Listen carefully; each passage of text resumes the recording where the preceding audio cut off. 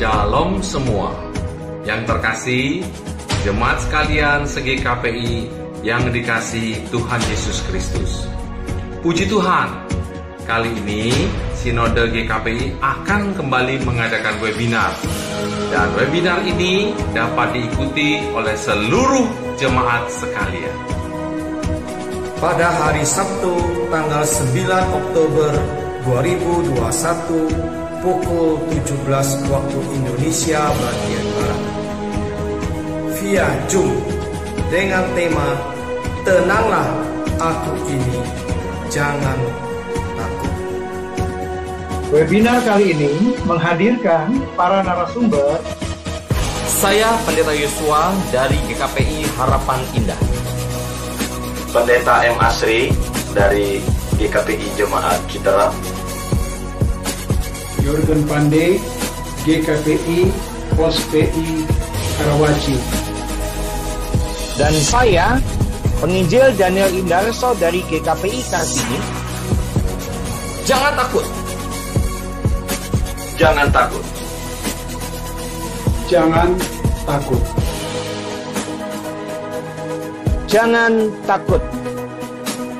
Mari segera daftarkan diri. Jangan sampai ketinggalan ya. Sampai jumpa.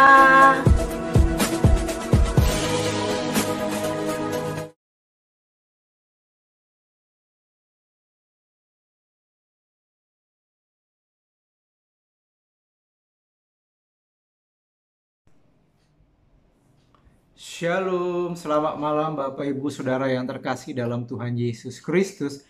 Apa kabarnya? Tentunya yang menjadi harapan saya Bapak Ibu tetap ada di dalam keadaan yang sehat. Baik sehat secara iman maupun sehat secara imun. Sukacita kalau pada malam hari ini kita tetap ada bersama-sama untuk mengadakan ibadah persekutuan doa. Ya. Puji Tuhan, terima kasih untuk kesetiaan Bapak Ibu. Ya, apa yang Bapak Ibu lakukan di dalam setiap ibadah tidak akan pernah sia-sia. Ya, kerinduan Bapak Ibu dan haus ya dan lapar akan kebenaran firman Tuhan itu menjadi sesuatu yang penting dalam kehidupan kita. Itu adalah benteng pertahanan di dalam kehidupan kita. Ya, meskipun badai sekalipun apapun yang terjadi kita akan kuat karena kita dekat dengan firman Tuhan.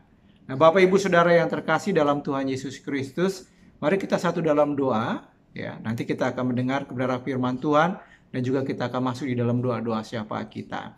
Terima kasih Tuhan, kami bersyukur kalau pada hari ini kami akan mendengarkan kebenaran firman Tuhan dan Tuhan pakai kami untuk menjadi pendoa syafaat.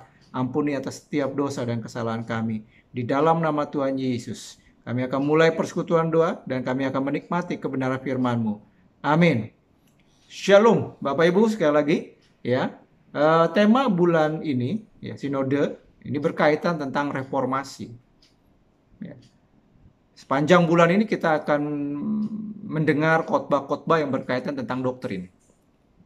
Pengajaran, ya, dimulai minggu lalu, ya, saya menyampaikan doktrin Allah Tritunggal. Ya. Nah, dalam persekutuan doa, ya, saya ingin menyampaikan tentang sesuatu yang jarang memang saya sampaikan. Ya, yaitu berkaitan tentang satanologi atau berbicara tentang setan. Beberapa minggu yang lalu dalam persekutuan doa kita juga membahas tentang setan dalam pemahaman Alkitab. Tapi mari hari ini kita akan berbicara tentang setan dari sisi yang lain. Ya, kita buka Alkitab kita di dalam Efesus pasal yang ke-6. Ini menjadi dasar kebenaran firman Tuhan. Ya, mari kita akan melihat apa pengaruh setan, apa yang ingin dirusak setan. Sendi-sendi apa yang akan dirusak setan dalam pengaruhnya kepada manusia, ya, terutama kepada setiap orang percaya. Memang berdasarkan iman Kristen, orang percaya tidak mungkin dirasuk setan, ya, tidak mungkin kerasukan setan, tetapi bukan berarti tidak mungkin dipengaruhi oleh setan. Masih bisa punya potensi untuk dipengaruhi setan. Nah, kalau setan berhasil mempengaruhi orang percaya, apa yang terjadi? Sendi-sendi kehidupan apa saja yang dirusak ya pada diri orang percaya oleh si setan itu. Mari kita lihat Efesus pasal yang ke-6 ayat 10 sampai dengan yang ke 20, tapi kita akan baca sampai ayat yang ke-14 saja, ya. Itu. Perlengkapan rohani. Akhirnya hendaklah kamu kuat di dalam Tuhan, di dalam kekuatan kuasa-Nya. Kenakanlah seluruh perlengkapan senjata Allah, supaya kamu dapat bertahan melawan tipu muslihat iblis. Karena perjuangan kita bukanlah melawan darah dan daging, tetapi melawan pemerintah-pemerintah, melawan penguasa-penguasa, melawan penghulu-penghulu dunia yang gelap ini, melawan roh-roh jahat di udara. Sebab itu, ambillah seluruh perlengkapan senjata Allah, supaya kamu dapat mengadakan perlawanan pada hari yang jahat itu, dan tetap berdiri sesudah kamu menyelesaikan segala sesuatu. Jadi berdiri tegak, berikat pinggangkan kebenaran, dan berbaju jirahkan keadilan, dan seterusnya. Ya. Nah, Bapak Ibu Saudara yang terkasih dalam Tuhan Yesus Kristus, pertanyaannya ya seperti tadi di awal yang sudah saya sampaikan, apa pengaruh iblis?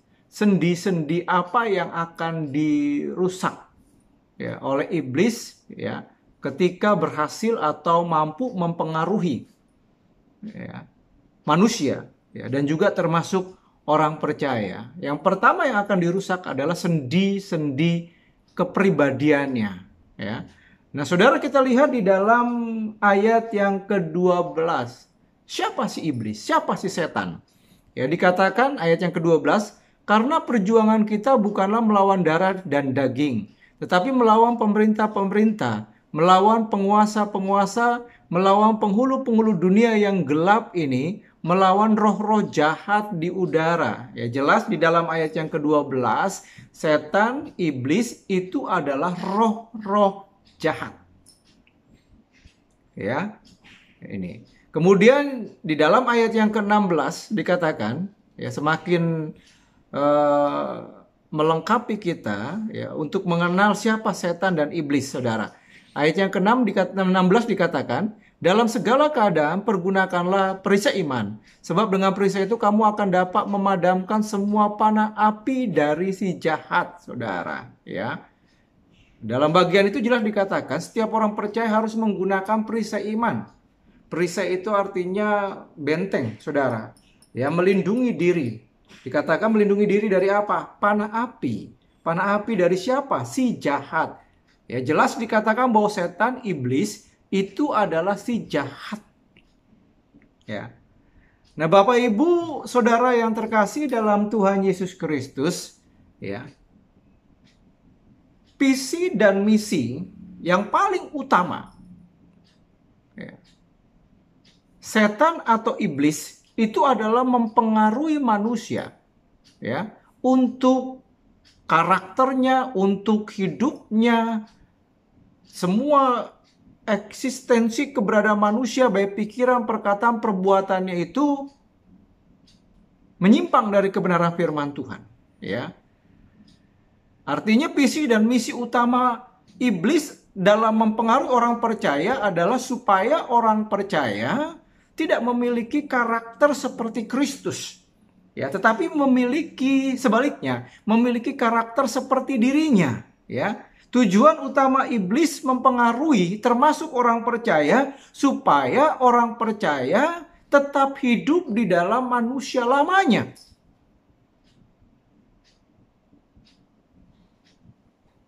Ya. Saudara, manusia lama misalnya contohnya kita lihat di dalam Efesus 4 ayat yang ke-29 ya. Dikatakan janganlah ada perkataan kotor keluar dari mulutmu, tapi pakailah perkataan yang baik untuk membangun di mana perlu supaya mereka yang mendengarnya beroleh kasih karunia, Saudara. Ya. Ini berkaitan tentang perkataan, ya. Seharusnya perkataan orang percaya itu adalah perkataan yang membangun. Di situ dikatakan, ya. Sehingga setiap orang yang mendengar perkataan yang membangun itu beroleh kasih karunia, Saudara. Tapi lihat, ya. Pengaruh iblis terhadap perkataan orang percaya, Saudara, ya. Pengaruhnya adalah supaya setiap orang percaya Perkataannya itu adalah perkataan yang kotor, saudara.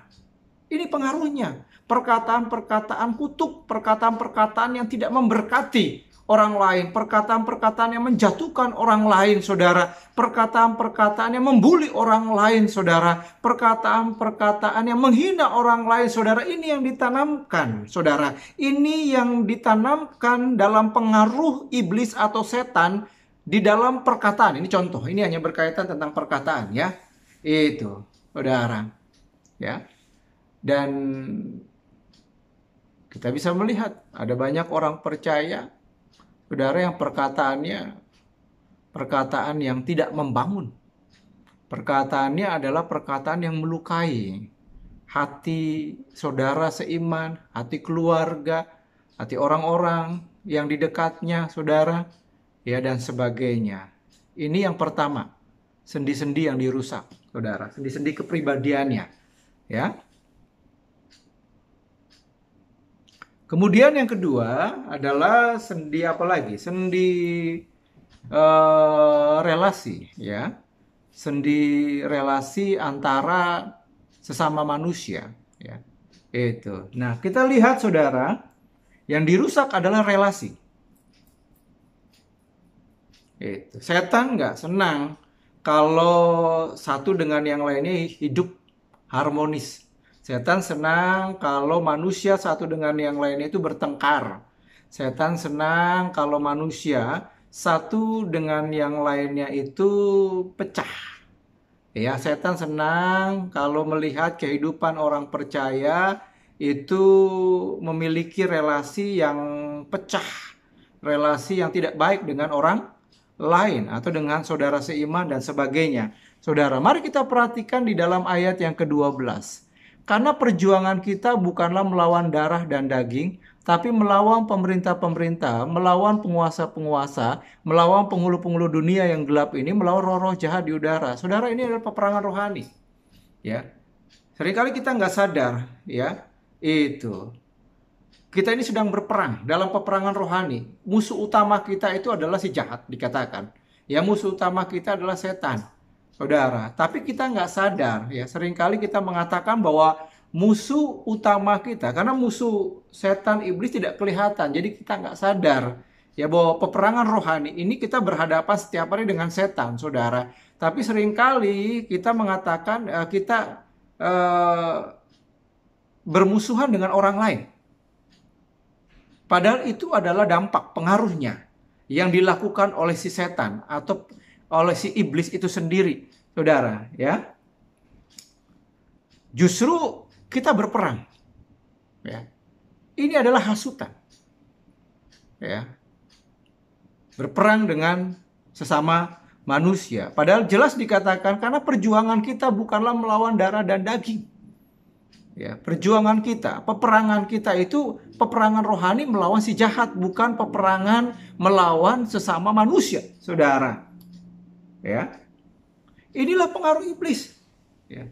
Dirusak sendi-sendi relasi, ya, hubungan manusia satu dengan yang lainnya, saudara. Ya, hubungan manusia baik di dalam lingkup keluarga, baik di dalam lingkup kehidupan bermasyarakat, bertetangga kanan kiri, saudara, maupun di dalam kehidupan bergereja, saudara. Setan senang kalau di tengah-tengah keluarga Kristen itu tidak harmonis.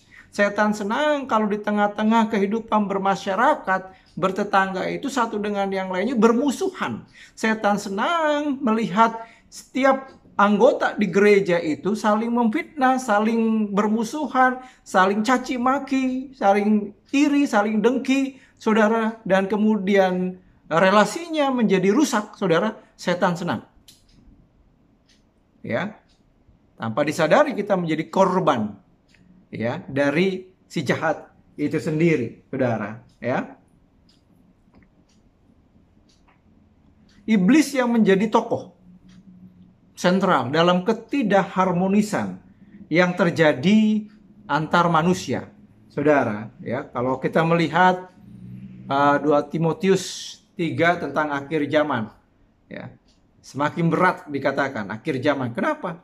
Semakin berat kehidupan di akhir zaman? Karena ketidakharmonisan yang terjadi di antara manusia, ya.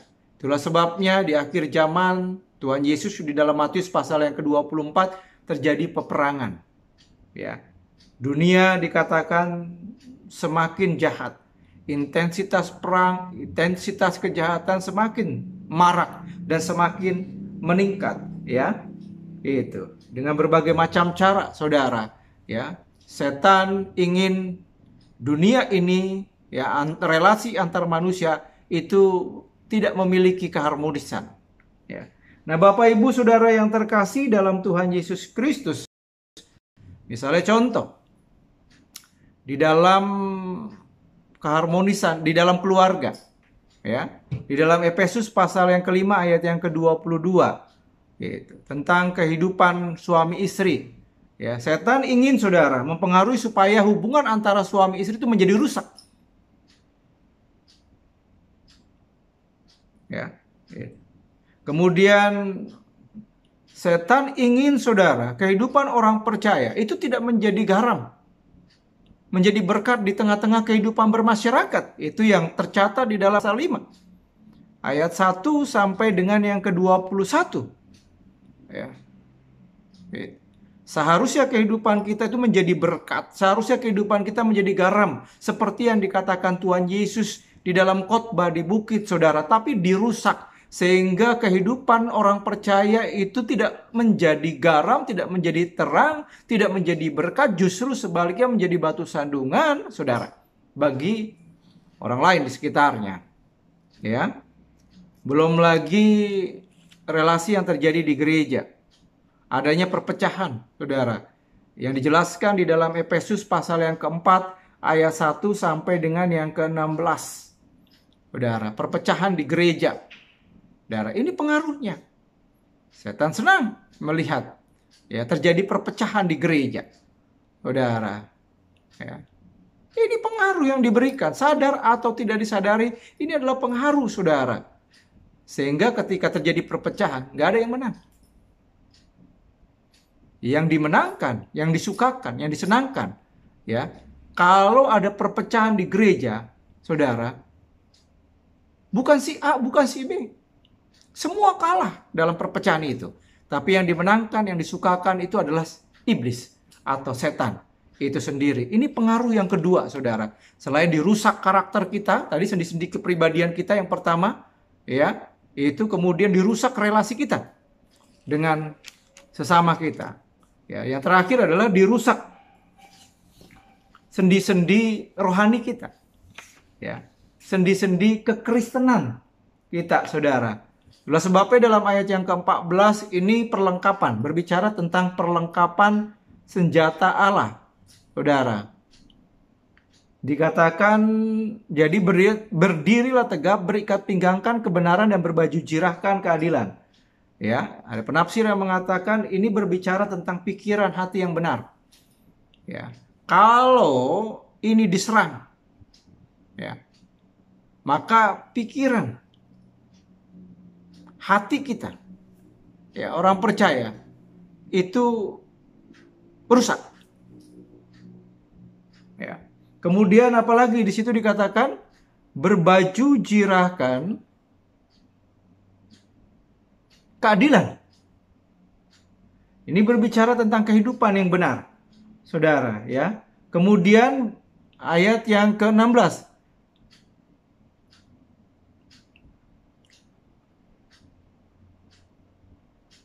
Ayat yang ke-15, kakimu berkasutkan kerelaan untuk memberitakan Injil damai sejahtera. Saudara, ya. Ini berbicara tentang memberitakan Injil. Ya. Setan mempengaruhi setiap orang percaya untuk tidak menjalankan tugas dan amanat agung ini. Ya. Buat apa? Mungkin pengaruhnya. Buat apa memberitakan Injil? Ya. Buat apa memenangkan orang untuk percaya kepada Tuhan Yesus? Gitu. Kemudian perisai iman, saudara. Kemudian ada lagi ketopong keselamatan. Ya. Yang meyakini bahwa Yesus satu-satunya jalan keselamatan, Saudara, ini juga dipengaruhi. Hingga banyak pengajar-pengajar sesat. Ya, Yesus bukan satu-satunya ya jalan, tapi Yesus hanya salah satu jalan keselamatan. Saudara, ini pengaruh. Ya, saudara. Kemudian pedang roh, firman Allah. Ya. Ini juga bisa dirusak, saudara. Ya. Orang percaya tidak punya lagi rasa haus dan lapar akan kebenaran firman Tuhan. Banyak orang percaya tidak punya lagi relasi hubungan dengan Alkitab, dengan firman Tuhan.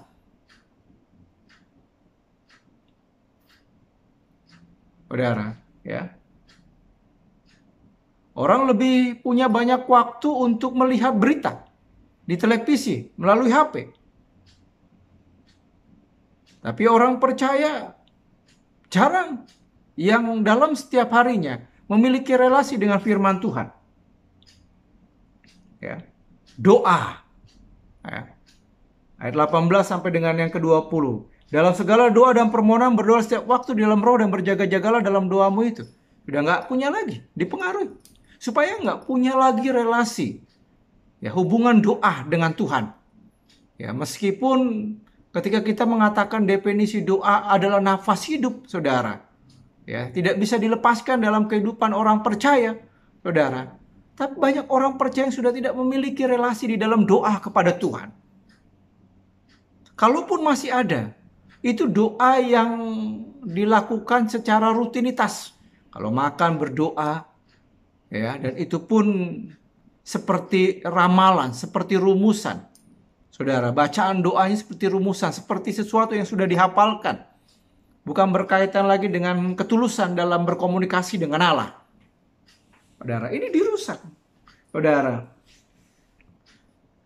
orang Kristen yang dipengaruhi iblis, sendi-sendi rohaninya, kekristenannya itu dirusak. Saudara, pikirannya, kehidupannya, perbuatannya, ya, tidak lagi melangkah untuk memberitakan amanat agung, ya. Tidak mantap lagi di dalam kepastian bahwa Yesus adalah juru selamat dalam kehidupannya.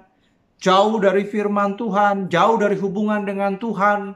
Apalagi Ibrani 10 ayat yang ke-25, orang sudah membiasakan menjelang akhir zaman kedatangan Yesus, membiasakan menjauhkan diri dari pertemuan-pertemuan ibadah. Saudara, ini pengaruh-pengaruh yang diberikan iblis, ya, yang dirusak iblis, saudara, dalam kehidupan manusia dan juga termasuk adalah orang percaya.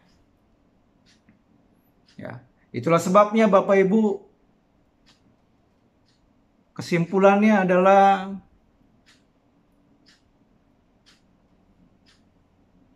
ayat yang ke-10, hendaklah kamu kuat di dalam Tuhan. Ya. Ketika kita kuat, apalagi di dalam Yakobus 4 ayat 7 sampai dengan yang ke-8, tunduklah kepada Allah dan mendekatlah kepada Allah. Saudara, ini yang harus kita lakukan. Ya, orang yang kuat di dalam Tuhan, yang tunduk dan mendekat kepada Tuhan, sulit untuk dipengaruhi oleh iblis. Orang yang kuat dalam Tuhan, tunduk dan mendekat kepada Tuhan, dia punya prinsip. Tidak kompromi dengan dosa. Tidak mudah untuk dijatuhkan. Ya, tidak mudah untuk dipengaruhi oleh si iblis.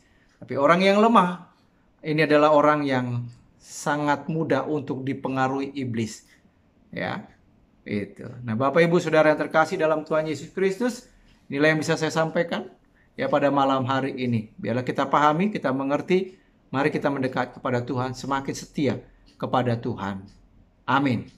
Mari kita tundukkan kepala, kita akan menaikkan doa-doa syafaat kita kepada Tuhan. Yang pertama, mari kita memiliki komitmen kepada Tuhan untuk setia apapun juga yang terjadi. Kita memiliki komitmen untuk semakin dekat, ya, kuat di dalam Tuhan. Ya. Mari kita berdoa untuk hal ini sebagai respon kita terhadap kebenaran firman Tuhan yang sudah kita dengar. Mari kita berdoa bersama-sama untuk hal ini.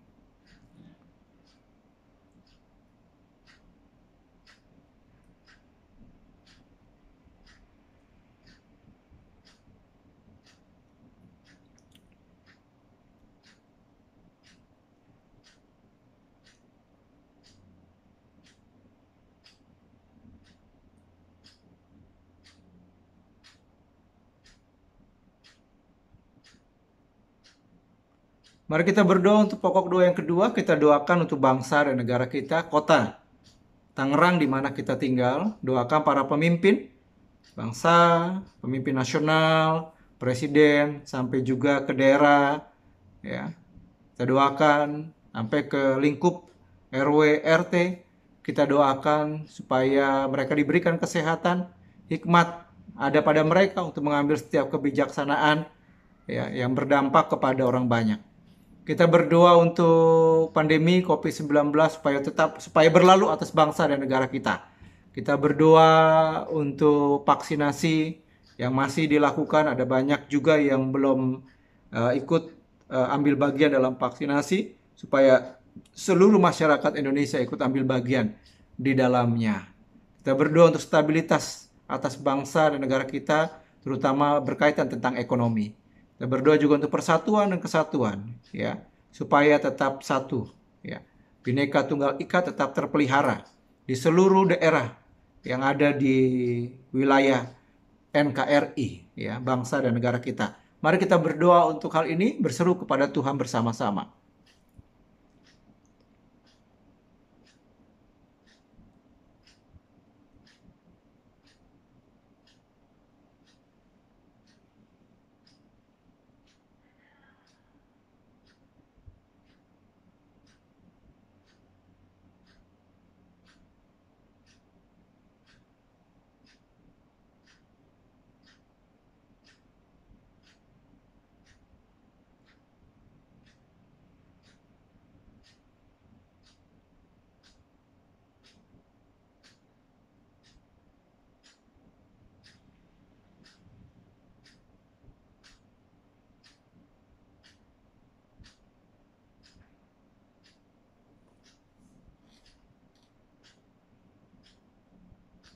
Mari kita berdoa untuk pokok doa yang ketiga. Bapak Ibu, kita doakan untuk gereja kita, ya, supaya gereja kita menjadi gereja yang disukai ya oleh setiap umat Tuhan, setiap persekutuan yang ada, baik ibadah tengah minggu ya maupun hari Minggu, disukai oleh setiap umat Tuhan, ya, dan juga gereja kita menjadi gereja yang disukai oleh kanan kiri lingkungan di mana gereja kita berada.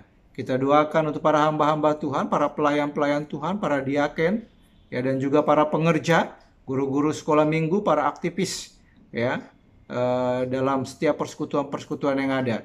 Mari kita doakan juga untuk setiap umat Tuhan dalam pertumbuhan iman dan kerohanian mereka, biarlah mereka tetap memiliki antusias, kerinduan, ya, untuk ibadah, untuk mendengarkan firman Tuhan, dan untuk melakukan kebenaran firman Tuhan dalam kehidupan mereka sehari-hari. Mari kita berdoa untuk hal ini, berseru kepada Tuhan bersama-sama.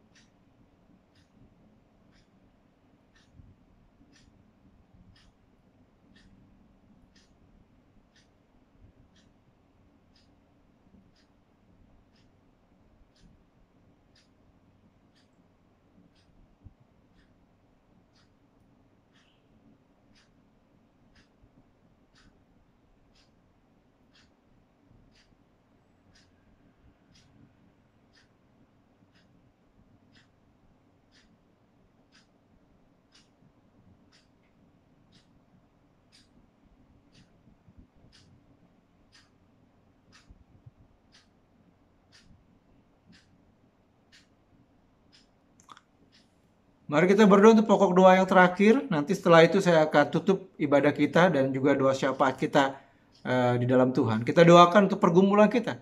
Saya memberikan waktu kepada Bapak Ibu untuk berdoa. Apa yang menjadi pergumulan, ya, datang kepada Tuhan. Bawa pergumulan kita kepada Tuhan.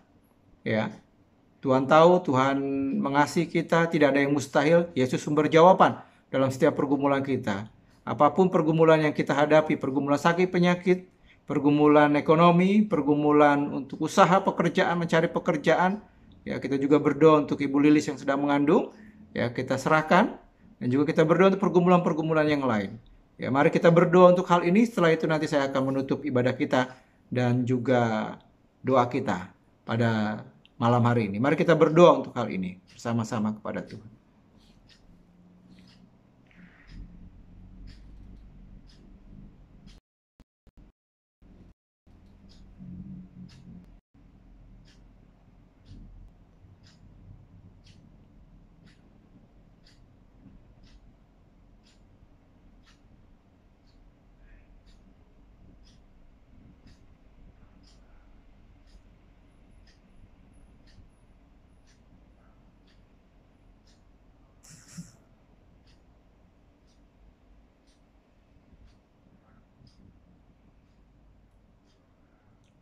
Terima kasih Tuhan, kami sudah membawa setiap doa kami kepadamu.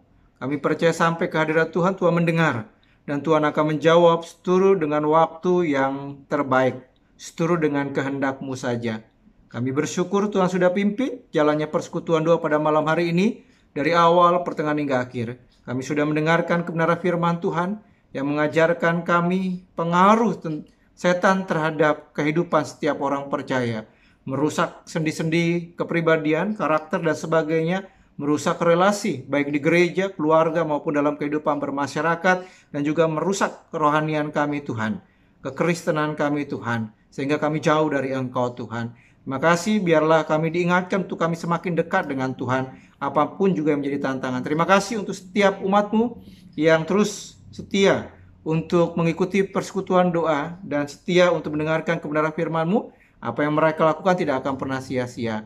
Kami akan mengakhiri persekutuan doa kami pada malam hari ini. Itulah sebabnya Bapak Ibu Saudara yang terkasih dalam Tuhan Yesus Kristus, arahkanlah hatimu kepada Tuhan, terimalah berkat yang daripada Tuhan. Biarlah berkat di dalam Allah Bapa, Sang Pencipta langit dan bumi dan Pencipta kita. Kasih karunia dan anugerah yang sempurna dari Tuhan Yesus Kristus, pimpinan kasih penghiburan dan pertolongan dari Allah Roh Kudus akan terus memberkati kehidupan kita mulai malam hari ini sampai Maranatha. Yesus datang untuk kali yang kedua menjemput kita sebagai saleh-salehnya.